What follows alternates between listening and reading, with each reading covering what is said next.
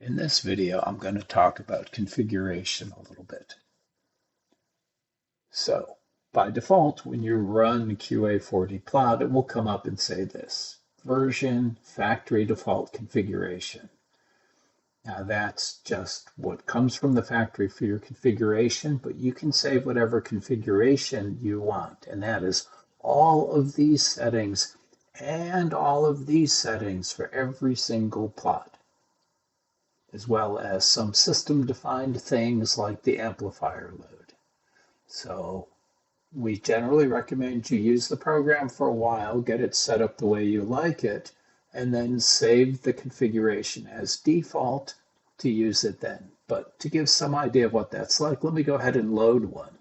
This is my normal default configuration, which you'll note is a bigger window, slightly differently placed, and the colors are different, but otherwise it's the standard default settings.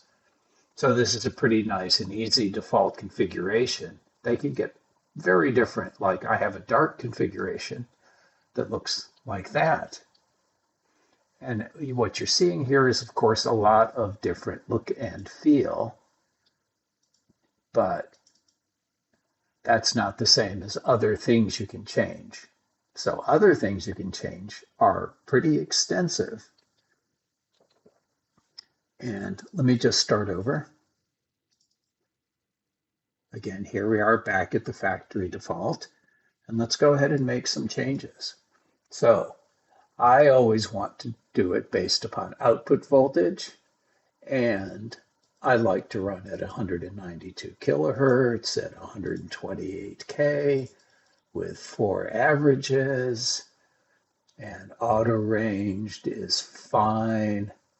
And okay, so this will be my configuration from here on out. And over here, I sort of never change the y-axis, so there's no sense even looking at that. And now that this is set, I'm not going to change sampling ever, so no sense looking at that. And now let's go ahead and save this as default. Notice it said it was saved where the default goes.